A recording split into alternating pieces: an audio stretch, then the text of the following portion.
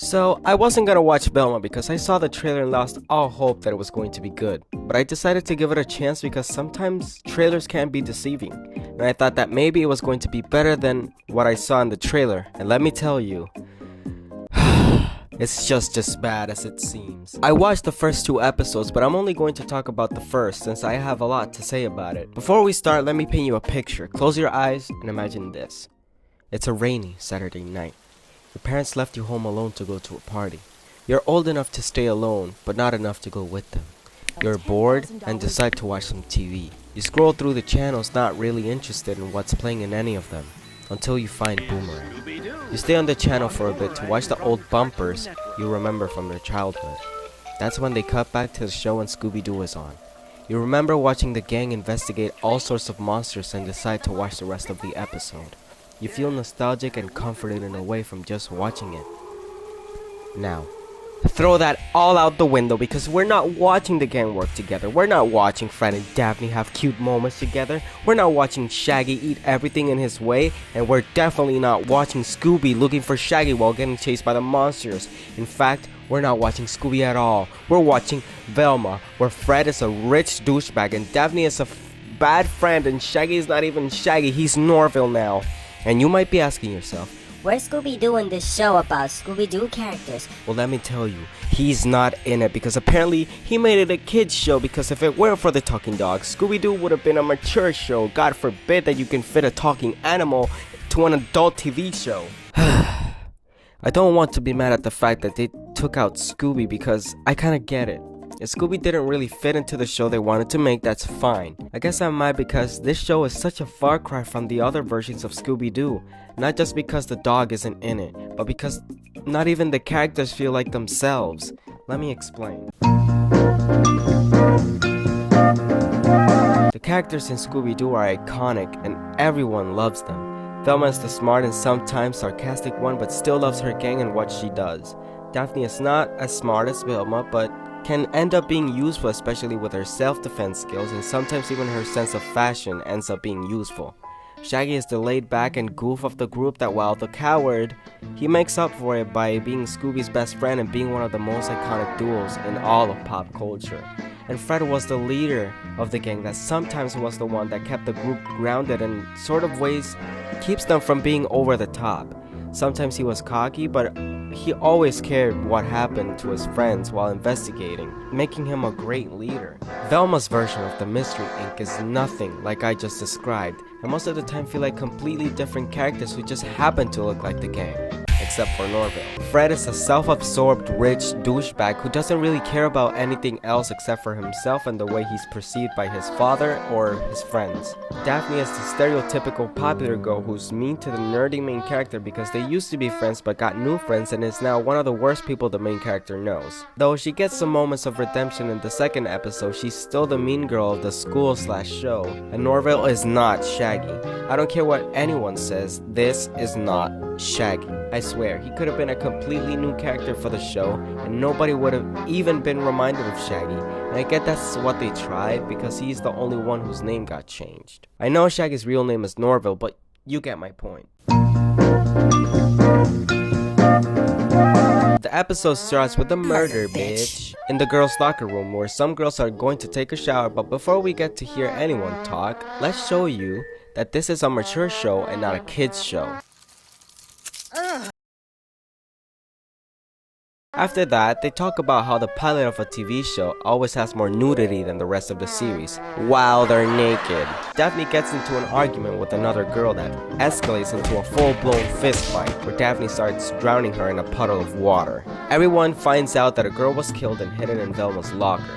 Everyone thinks that she did it, so she gets sent to the police station where she gets questioned by Daphne's adopted moms. But they tell her that the only way she can be let go is if she finds the true murderer. Which, what? This is a problem because apparently every time Velma tries to solve a mystery, she gets some sort of hallucinations that could potentially be fatal. She explains all of this to her father, which is a lawyer, who cheers up Velma.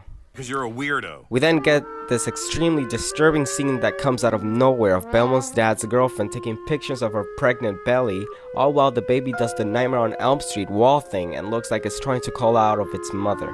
I just remember watching this and not even rolling my eyes or sighing. I just remember looking like this.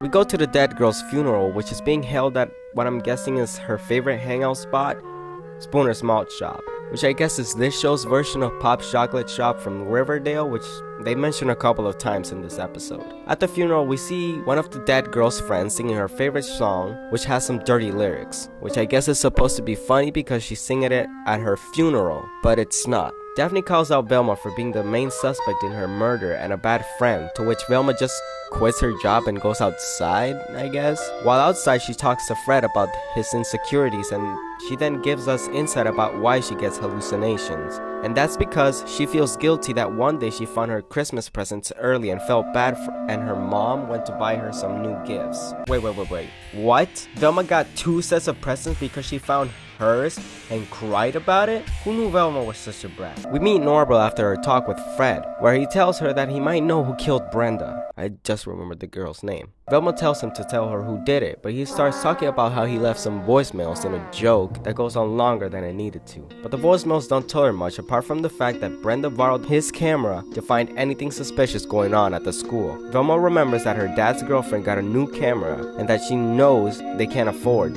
so she thinks she took it because it took some photos to expose Spooner's Malt Shop's secret to being so popular. Which, reading this now, I realize how stupid this is. Velma tells Norval that she's going to get the camera and expose her dad's girlfriend and take her to prison, which she celebrates. Velma's a psycho in this show. Am I supposed to be rooting for her? Velma goes to her house and finds out that it is not Norval's camera. She gets one of her hallucinations again and almost dies from it due to a heart attack, which this hallucination scene is a genuinely scary scene that was animated beautifully, but it is then undermined by a cut of Velma laying on the floor dying, showing us how ridiculous and unserious the hallucinations are to the people around her. After talking with her dad and his girlfriend, Velma decides to move on from her mother's disappearance and start anew. She changes her looks and personality to fit in more at her school, but she gets called out by a girl for changing her looks only to cover up the fact that she's the suspect in Brenda's murder. So people boo at her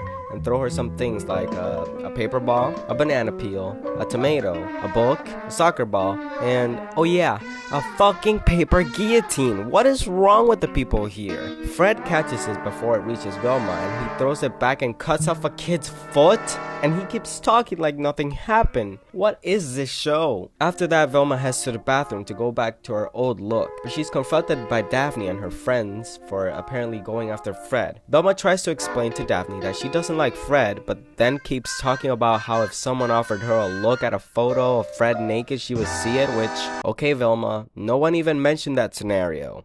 Daphne says nothing about it, and only says good luck because apparently Fred doesn't want people to see him naked, to the point where he kicks people out of public bathrooms where he has to use it, which gets Velma thinking that maybe Brenda took pictures of Fred naked and Fred killed her to not get the picture shown to anyone else.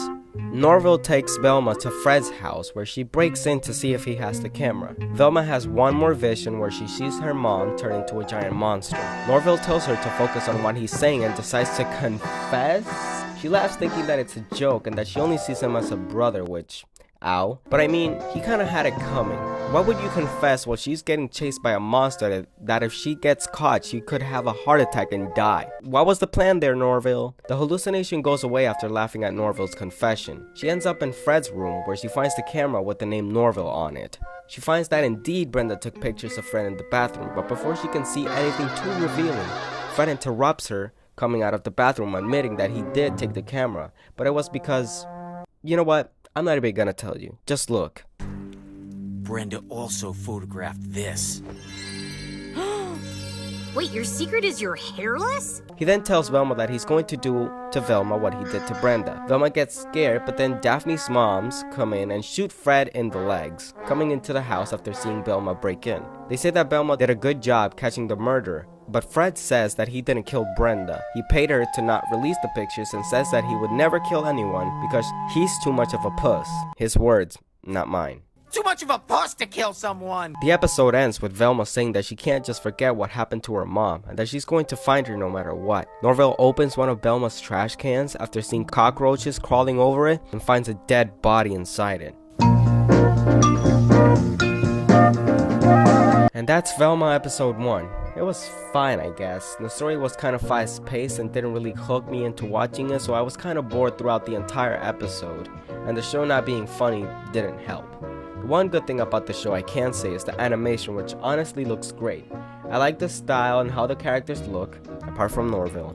This is my first time doing a video like this, and I don't know if I will again. Depends if it doesn't drain me mentally. But yeah, I hope you enjoyed this video. Make sure to give it a like before you go, subscribe if you want to see more videos from me, and hit the bell notification icon so that you get notified when I release a new video. Stay safe, stay weird, and I'll see you guys in the next video. Bye guys.